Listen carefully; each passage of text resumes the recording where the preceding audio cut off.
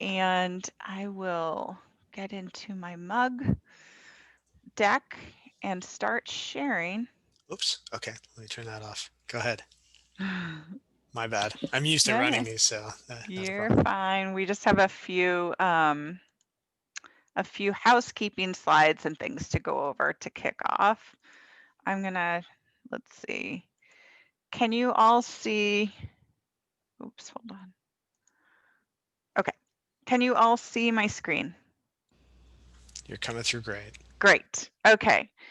So here we are, January 2021. Happy New Year, everybody.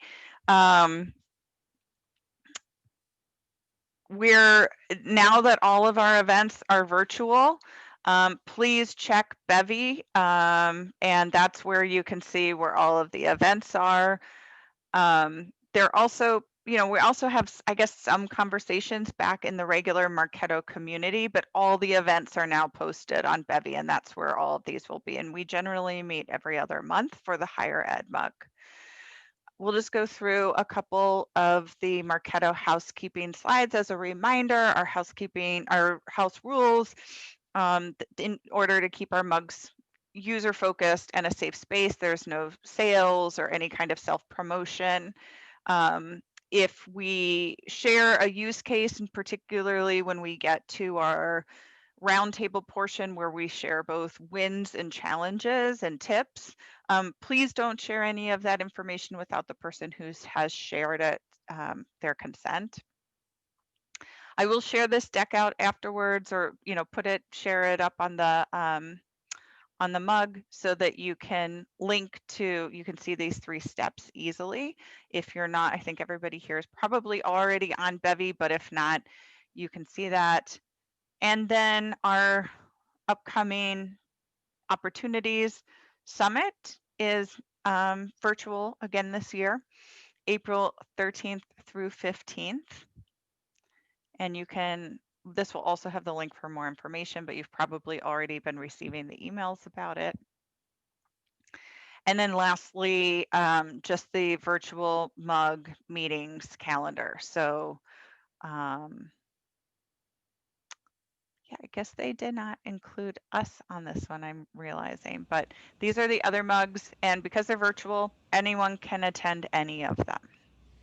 I think oh, and then lastly, I guess, sign up for Bevy and you can, oh, no, that's for the end. That's for our That's the time to end. share. Yeah.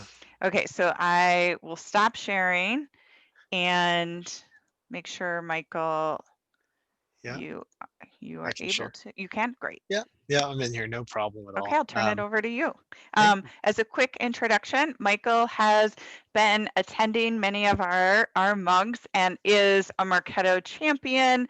In fact, I'll let you give your bio because you're much better versed in it.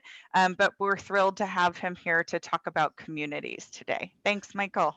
Thank you, Christine. Yeah, I'm not a champion yet. Just the actual announcement is the end of the month if I'm in, which is very hard to do. So I consider myself fortunate if they do choose me to be in there. But I'm a 3-time Marketo certified expert. And we'll get to me in a second, but really want to start off this session and really just kind of give an intro into using Marketo and using marketing automation to build strong communities. And I know today we're with the alumni of that. We're talking about alumni because we're talking about higher ed, but really wanted to kind of focus this broadly on just communities in general, and kind of talk a little bit about what we mean when we're saying communities and sort of where that fits from the conversation of the customer lifecycle, and then talk a little bit about some examples of different ways that you can use community to be able to build your business, if that's education or if that's in the commercial space or in the government space as well too. So that's really where I want to kind of start off. We'll do an intro into me a little bit in a moment, and a little bit about some of my background and my experience in community.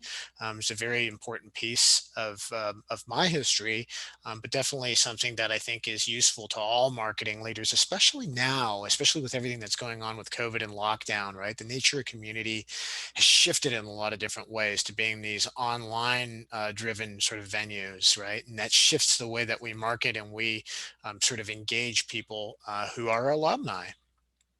So when we stop and we think about alumni, right, are we thinking about in the customer journey? Now you can engage people in terms of community, in terms of this evaluation and there's the selection process, but really for today's conversation, we're talking about people in the post-purchase mode, right? They've already gone through, if this was a commercial space, they would talk about consideration and evaluation and selection, and then purchase, and then trial, and then advocacy. But in from an education standpoint, I'm looking at this and thinking, okay, purchase is really admission. You're signing up to become a student at a university. You're going through your program and actually graduating, and then after you've graduated, you're an alumni. What is the process of being able to engage those people to actually become your advocates, and spread word of mouth, and become that earned media that you really can benefit from, to be able to get that validity of word of mouth, to be able to spread the overall the value of the programs that you're providing in your colleges and universities. And really the starting off point that we want to look at is, how do you find these people that are going to be advocates? Not every graduate is going to be an ardent advocate, an active alumni for you, right? So what are the data points that you should be looking for inside of your Marketo instance to really focus your time and energy and resources, to be able to encourage active alumni? How do you enable active alumni? Once you find them, how do you enable them to be able to produce that? Christine was just talking about Bevy and the Marketo user group portal, and that's a great example of a tool that Marketo customer marketing implemented in order to be able to help these Marketo user group leaders be able to share and kind of engage their communities. But it didn't always start that way. We had to evolve to that, and so we're going to talk a little bit about ways that you can incorporate content marketing and word of mouth marketing and influencer marketing inside of your Marketo programs, to be able to kind of give your advocates, your alumni, the actual tools to be able to spread word of mouth about your institutions. Um, and then trying to maintain that relationship, right? Like, this is work that we're asking these different alumni to be able to do. So how do we reward and encourage the people that are active alumni, right? In Marketo land, it's things like the champion program and some of the swag and the gifting the gifting programs that you see. But it doesn't always have to be done that way. Sometimes it can be about unique experiences, right? Getting to rub elbows with the CMO of Marketo, getting into some of the private events and private parties at the Adobe Summit, right? And getting to have access to people who are influencers, who are thought leaders, on a one-to-one basis that most other people wouldn't get access to, are different ways, or non-monetary ways, but they're very valuable, very, very valuable ways that you can reward people who are active in your program. So we'll talk a little bit about ways that you can really kind of architect your instance to kind of take advantage of that. Now, before we get into this, it's important, I want to preface, and I'm kind of reiterating what Christine had shared in the housekeeping slides. I do not focus on higher ed in my practice as a Marketo consultant, but I do work a lot inside of the platform. And, I can talk about my own experiences as an alumni as well, too. And so to that end, I'm looking to each of you, and this is really meant to be a thought-provoking discussion, but I'm not coming to you as an expert in the higher ed space. And so if you have different ways that you would incorporate this that are applicable to you and ways that aren't applicable to you, I'd welcome us to get into that into the roundtable discussion. So just to kind of recap what we're talking about, that Christine had said, this is a safe space. So there's no such thing as a bad question or a thought or an answer. We don't want to attack anybody. We want this to be a very constructive conversation that we all come away with a little bit of extra knowledge that we can implement in our Marketo instances. And it's a fun, enjoyable session. It's not a sales driven thing. I'm not sitting here kind of tallying customers or anything like that from this. I do it because I love being involved in community, and the camaraderie really helps me to grow and develop as an individual too. So about me, why am I sitting here presenting this? Well, I've been heavily involved in the user group community for 3 years now from a Marketo perspective. So in late, I guess 4 years now, it's late 2017 that I've been, I first signed on just as the start. I was starting my own practice, the conversion store. And, in that period of time, I've gotten to know a lot of different people. I've really helped to kind of it pioneer the last iteration of the virtual user group community. And then I'd like to say that I've been a key part of the current iteration since lockdown and how we've been able to evolve the community to keep servicing people, despite the fact that we can't get together in a conference room anymore and meet face to face. We also work in Sharp Spring, so we work with enterprise level Marketo instances and mid market Marketo instances, and now with this second marketing automation platform, we're also working in the SMB market as well too. But more importantly than that, today's conversation is really about the Marketo virtual user groups, and then a new community that I've been, really fortunate to be. I was asked to chair the Marketo version of the MoPros community, which is a marketing operations community of 1,500 marketing operations experts around the world. And so we'll talk a little bit more about what that is in a second as well too, and how those two communities differ and complement each other. Um, and so really, before getting into those communities, those are my active communities. But before getting into that, one of the things that I did really at the beginning of my digital marketing career was setting up a social community on meetup.com. And so this was called Fun Times in Toronto. It was something that a friend of mine and I had started. And, he wound up moving to a different geography, got promoted, and I basically wound up taking this over. And over 4 years, built it to the fourth largest meetup group in Toronto. We had over 4,000 members in the group. I had 3 assistant organizers, and we would put on 3 to 4 events a week. And as time grew on, this grew from being kind of a fun social event, something that you do in your 20s, to we hit a critical mass of capacity. We'd been doing these and having these open sessions, and people love them. And so we started to build relationships with a lot of businesses and entertainment properties across Toronto. So we had set up events that were with local cafes and bars and restaurants to run young professional mixers. We'd call them the after work cheesecake dates. We set up events with professional sports venues, the Toronto Argonauts of the Canadian Football League, Ontario Boxing Association. We'd get ringside seats, we'd get box seats. We'd have special discounts that basically would allow those brand managers from those sports properties to be able to access our community, and our community members got the benefit of getting exclusive experiences.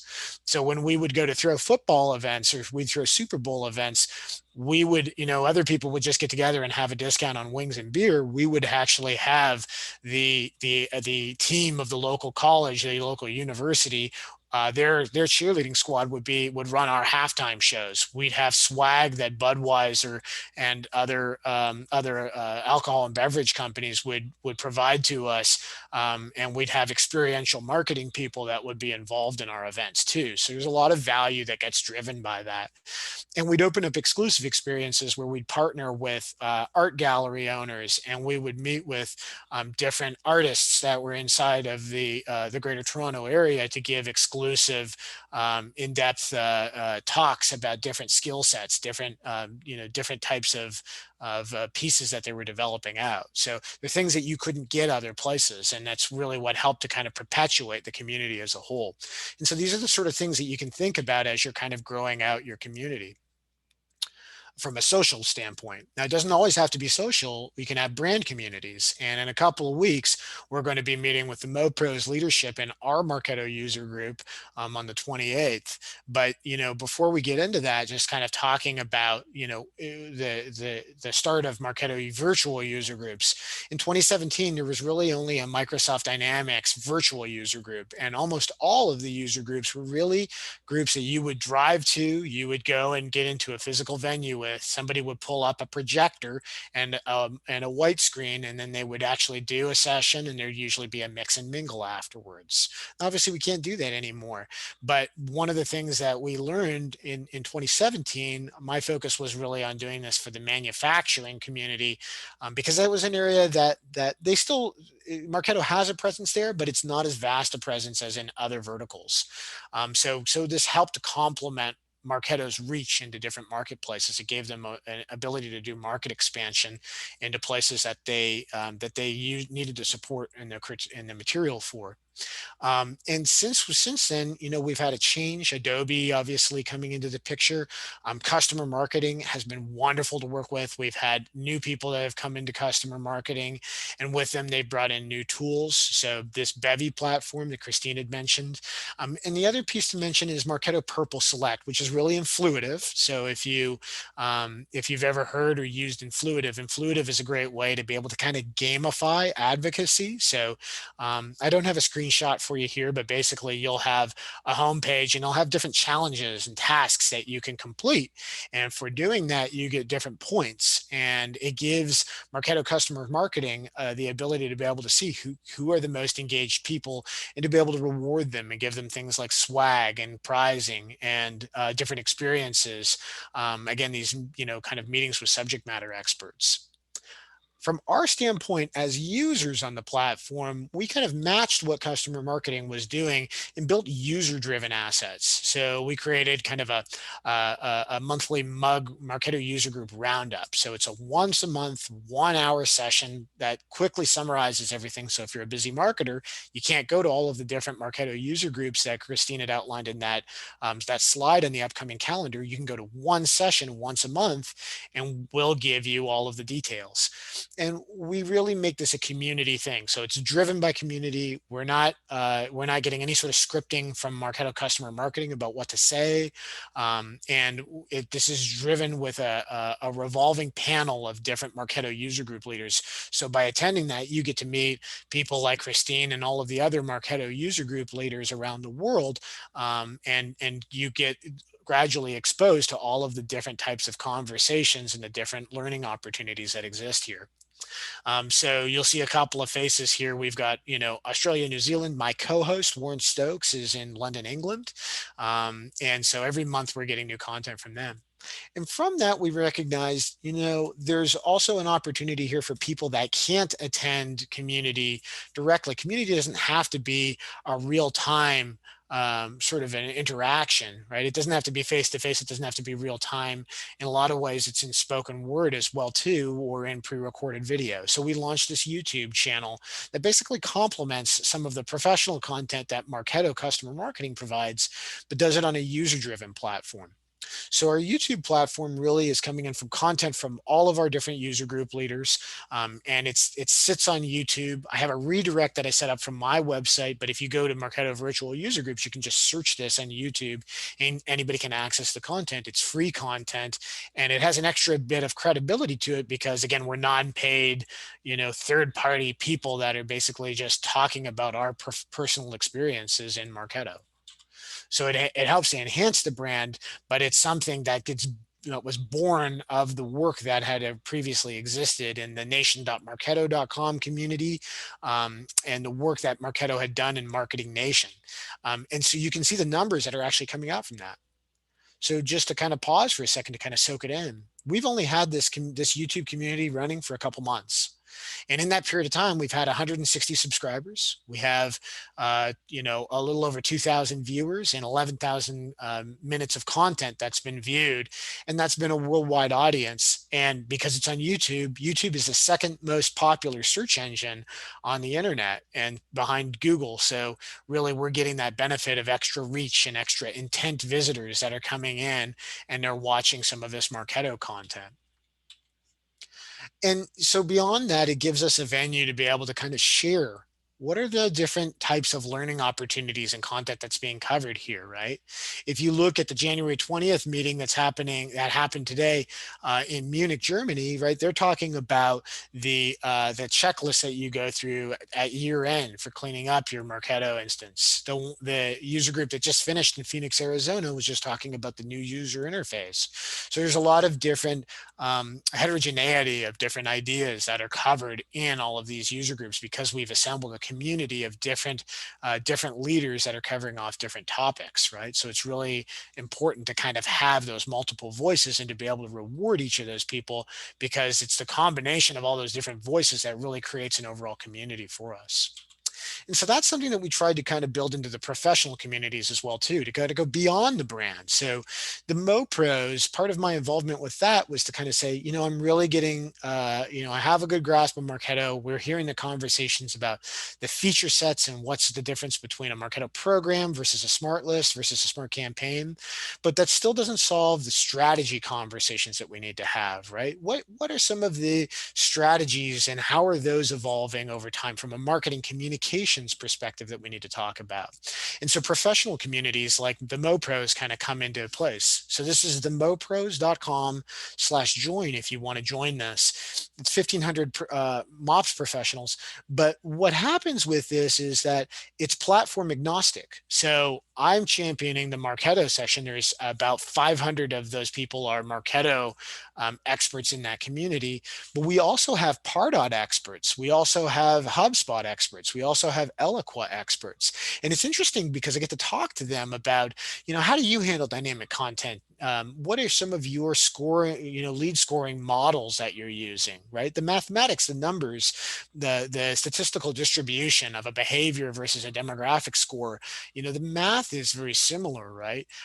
Your ROAS, your return on advertising spend, those are still common issues that we have across all of those different platforms. So it's important to be able to have those discussions. They sort of complement what we see on the branding side of things too. And we're building an open knowledge base as well too. So there's still that same hierarchy of different leaders that we have here. We're encouraging, MoPros ambassadors in kind of the same way that the Marketo Champions do, but it's a slightly different sort of a relationship. Again, it's not focused on one specific product, but it's on the overall profession and it's on the overall skill set, right? So it complements and it adds to that initial discussion that we have here. And those are things that you can have in your community too, right? Just because you graduated with one specific degree doesn't mean that that's the area that you're going to work in. And so, when you think of your alumni, you have the opportunity to kind of communicate with people. I still have my favorite professors from my alma mater that I actively keep in touch with. And so sometimes we go for coffee. Some of them have been, fellow speakers, and I've been writing articles with some of them as well too. And so that's my version of alumni engagement, right? And it'll be different for different people. So, again, building on this, we'll go into this more in a week from now, but really we'll be doing our next session when my mug, that'll be about the power of community marketing from the leaders of this group. So you're welcome to attend that. But let's dive into the Marketo piece of this for a moment here. From a data perspective, really, the first thing you want to start off with is okay, who's actively engaging in my piece? Let's take a look at my behavioral scoring programs and kind of say, okay, who's attending my alumni meet and greet events? Who's coming back to the web page? Who is, if in my alma mater, we had an alumni.sfu.ca email, right? Who's keeping access to that email account for the alumni, and who's not, right? More importantly, right? So we know who we should spend our time focusing on. And donations, do we keep track of those? Who's donating? Who's not donating? Who is kind of growing in terms of influence?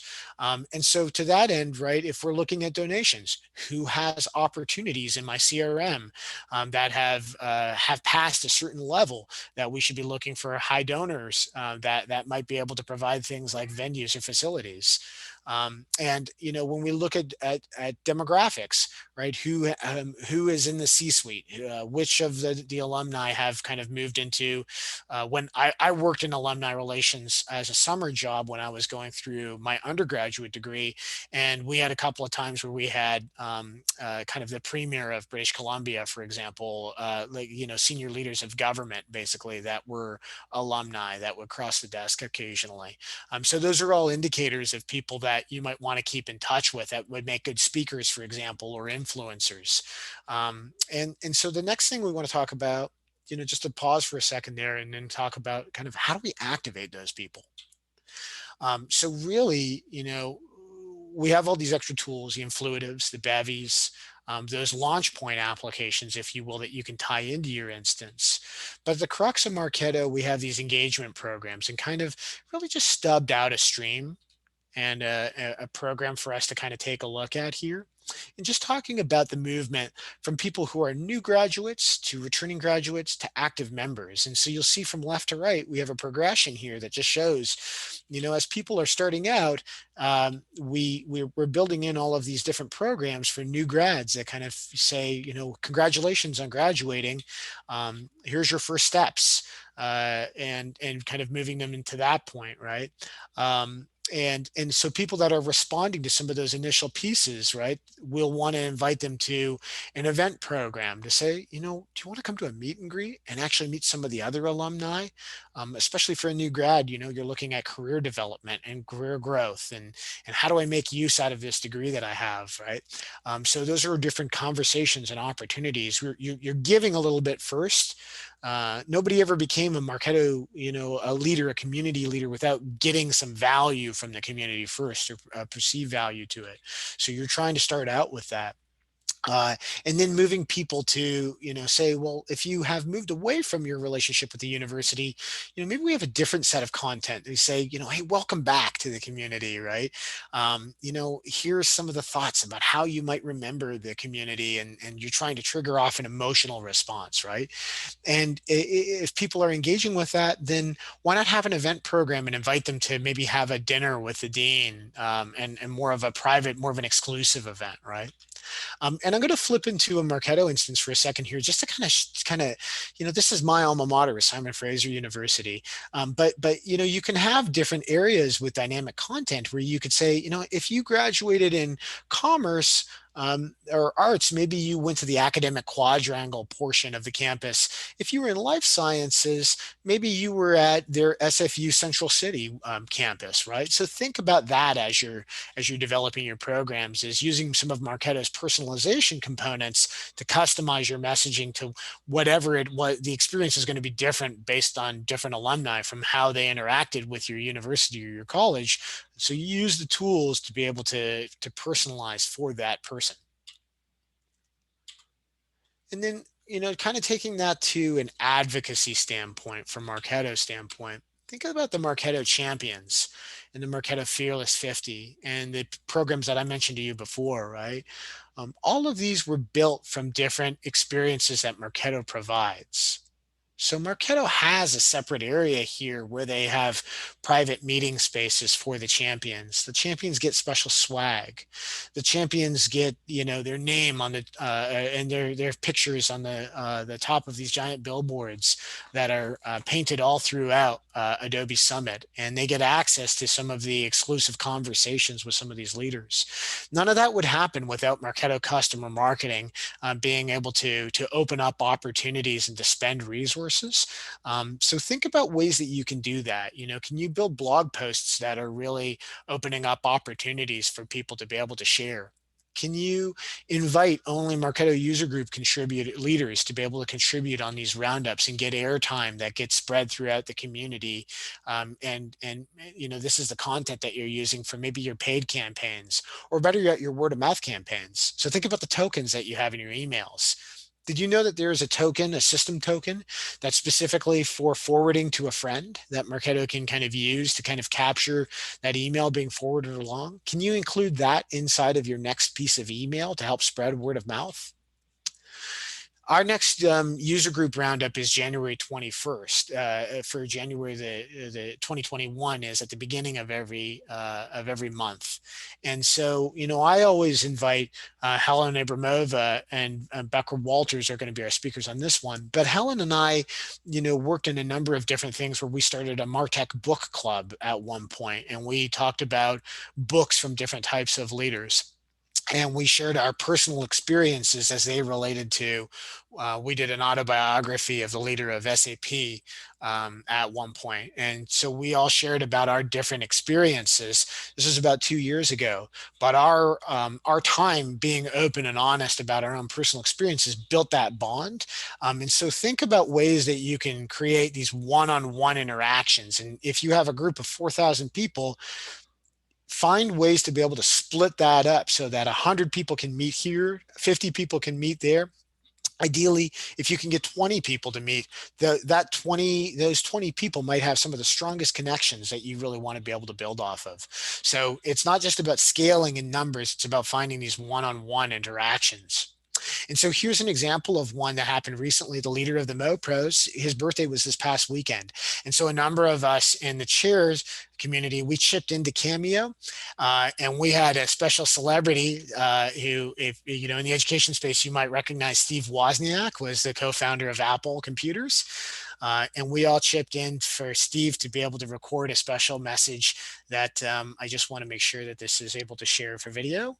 And we're going to share this here in a minute. Happy birthday to you, Mike Rizzo from Steve Wozniak. By now, with birthdays, we can always think how time only moves in one direction. And eventually in our lives, we realize how short life really is compared to how many great things we want to do. Always remember that life's not a dress rehearsal. I wish I could meet you someday. I'm sure we will. Hey, Mike. Where were you when we started Apple? You're a fellow Californiite. I can mangle words any way I want to, including names. In English, it's pretty tough. I need communications help from MO pros. I've actually since we started Apple for real with the Apple II computer, our great product, that marketing is the key. I bought into that from our adult investor who was heavily into marketing. Marketing's so faceted. There's so many disciplines, from sales to corporate presentation to advertising to, answering questions. Everything goes into marketing. Now, when I worked at a company working on solid state disks called Fusion IO, changing the world in the data centers, I wanted to go out on the most important sales calls. Although I was in engineering, I went out on the most important sales calls because I wanted to know what it meant to customers. What are they feeling? What are they asking? And it boils down to emotions and feeling of end users. So I want to thank you for building a great community with your company, and prove that you can be thoughtful about people and still succeed. Success doesn't come for free, ever. Hard work. If you're motivated, it doesn't feel like work, but it's hard work that makes your success in the end so joyful. I did so much. I didn't know if I'd make it, and I made it. That's the sort of joy that I really design for. I say my advice is to always be liked by your clients, and always feel that you're one of their clients. You are the end user, and what sort of marketing approaches really will feel right for you, and make you feel good about things. Well, have a great birthday, and best wishes. Keep the smiles going and influence others. Okay, so that was, a personalized, customized message that we're sending out to Mike, and so that he gets us. And who gets that, right? Who gets a customized message from Steve Wozniak that basically talks about the marketing industry and is just kind of a one-on-one kind of thanks for what you're doing in this inside of the community. So we take that and then we basically repurpose that, right? And that's a message that Mike shared on his LinkedIn network. And then we use that to basically spread that throughout Slack. Mike's now an active advocate. He's taking that experience because it's personal and it resonates. and it basically it's newsworthy, it's valuable, right? And it basically allows him to be able to action it afterwards, and basically, sure, wow, I never would have gotten this if I hadn't had that experience inside of the community. And it doesn't have to be anything as fancy as hiring Steve Wozniak to be able to share a message, right? We make sure that we do this with everybody who comes in. The very first place that they meet when they kind of fill out a form on the website to join the MoPros is they're added to the Slack community, and they're added to the introduce yourself spot. And so, I send out a message, and Mike and Naomi and Johnny and all of the other different chairs will take turns at basically, welcoming and making sure that as soon as you step through the door, or as soon as you throw your cap and gown into the air, as soon as you step off that stage, the next thing you get is a, hey, thanks so much for being in the community. Here's your next steps. Here's where you can get going. You're one of us now. You belong here. And kind of pointing them forward in that direction is really where you start off from your communication side of things. So that first step inside of your email stream, inside of your engagement program, make it something like this, like a welcome message, and then a call to action that clearly helps them to progress through that process. And it's those baby steps that add up together that allow you to become an alumni advocate. Thanks for watching this, guys, and I appreciate all of your thoughts. I'd love to open it up for comments and questions and your thoughts about how you might build something like this inside of your own Marketo instance, and just open up the discussion from an education standpoint. Thank you so much. Thank you, Michael. Yes, let's do Q&A for Michael before we move into our roundtable. Just feel free to unmute yourself and ask, or use the chat if you feel more comfortable.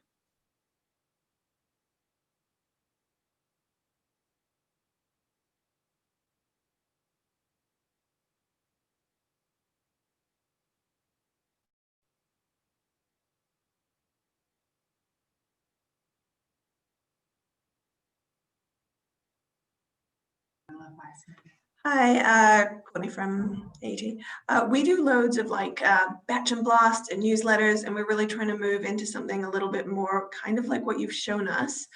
But is there anything, I suppose, is there anything literature-wise that would back up that decision? Because obviously people like to do what they've always done, and people are always a little bit hesitant to change. Do you have anything I could use?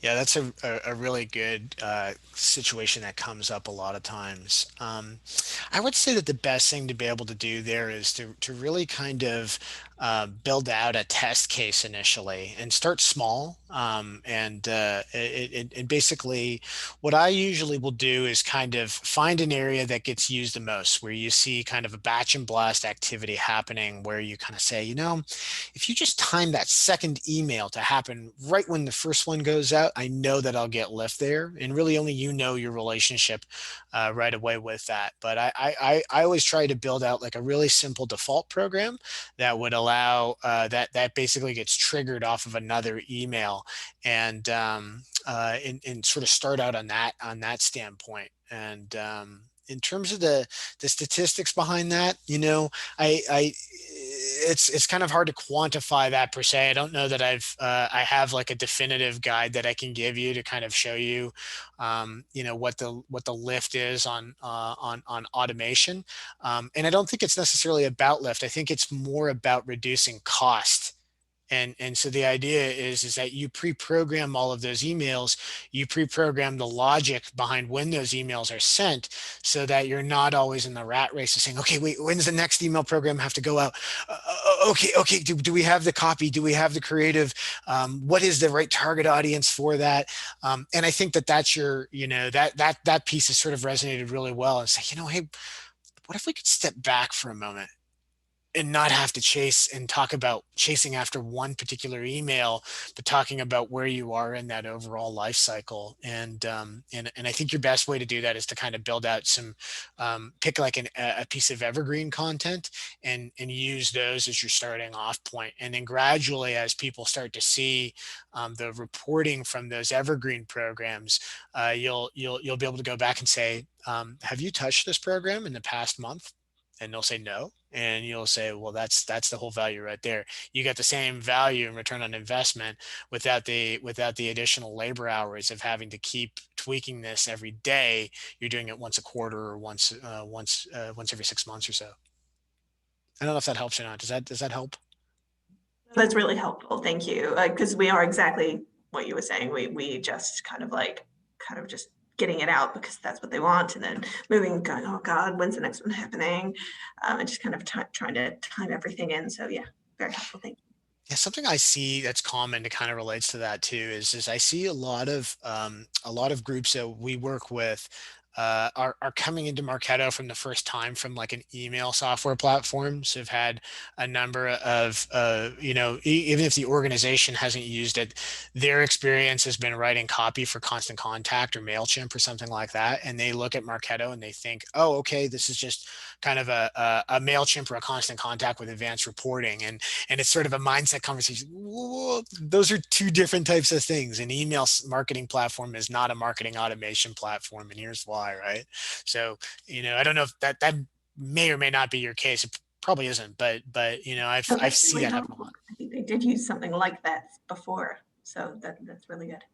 And I had to step away for just a second, so this may have already been addressed, but one thing that we did when we moved to Marketo, which might be helpful if you've already implemented Marketo, if you have the instance and you're doing a transition, we picked a very small pilot group to start with. So we had, it depends on, and it sounds like you are working with alumni. For us, we're working with alumni, and so we looked at which segments made sense to have enough activity to do something so that we could look at the results, but not, go all in at once. And that way we could do the reporting back to say, actually the deliverability is better and here's our open rate and we're not seeing any major glitches. And we could also work out the kinks, because there will be kinks when you're moving over to something.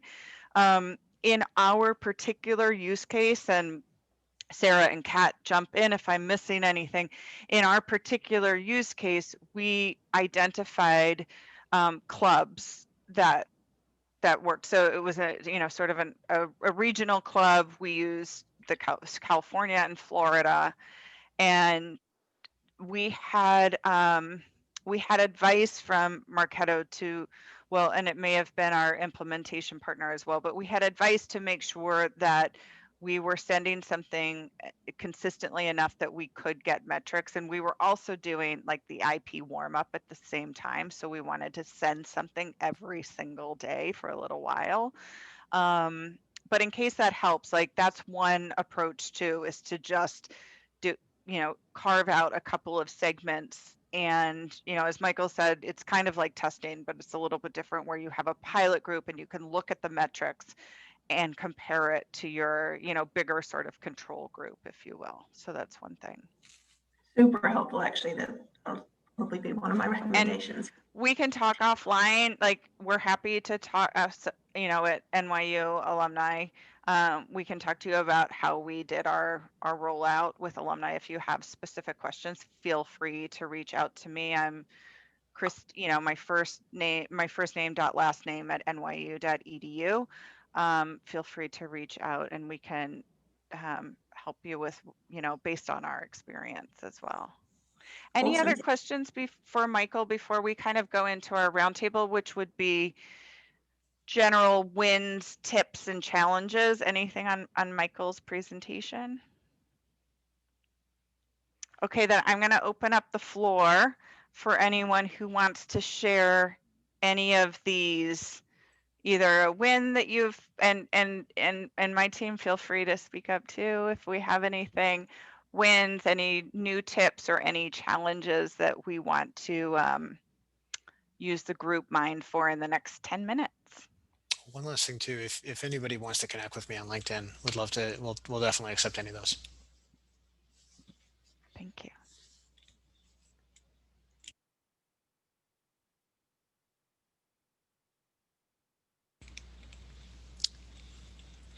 I can share when we've been using dynamic content pretty regularly now for the past, I would say about 2-3 months, which was something like one of the major things that I was excited about on Marketo.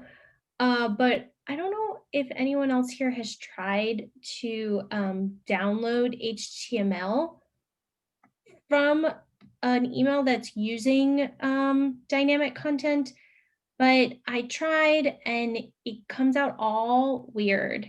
And sometimes we just need to tweak things in the code and put it back, and it just doesn't work. So any tips on working with the code directly if you're using dynamic content would be great. I could jump in a little bit about that. I definitely, yeah, trying to export code out of a dynamic content email is going to be a little troublesome. What I usually do when I'm in dynamic content, I think the example I showed you there with the university campuses was dynamic content. And so you can break out your if you're talking about a rich text if you're talking about a rich text element that's inside of a different module on your dynamic content, you can always go in and kind of look at the HTML inside of that rich text element. So actually, I still have the example up here. If you want, I can share a screen and just show you quickly. Yeah. So this is this is in preview mode, but if I go in here and I double click on this content block, Right. then I have the ability here to be able to do it. So let me just quickly jump in here and just kind of show you here. So every time in the editor, you'll see an HTML block that's there. Right. So this is always going to load slowly whenever I'm on a video call, of course, because everybody's watching. I guess my challenge is the rich text part.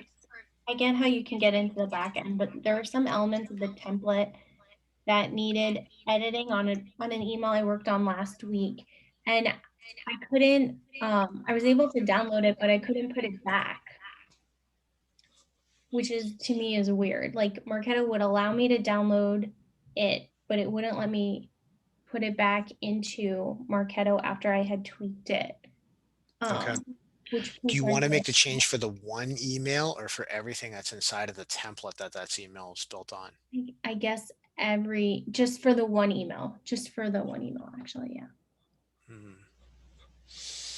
I couldn't find a way to do it, but if anyone comes across a way, I'm looking for it. I think this question may have come up with the heat map usage. Is that right, Kat? Okay, so Kat has a great challenge. It came from a primary challenge, which was we want to have a heat map for our newsletters, but our newsletters use dynamic content, and we've been using, since Marketo doesn't have a heat map function, we've been using email on acid, but it doesn't work with dynamic content, and that's where this new challenge came from. Has anyone else had success with finding heat map use with Marketo, particularly with dynamic content?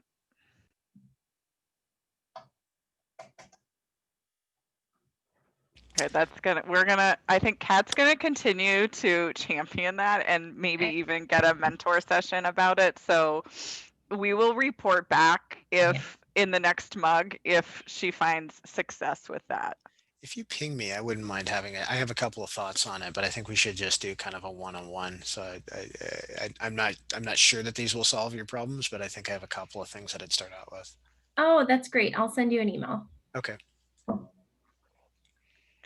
Okay, anyone else have any wins, tips, or challenges?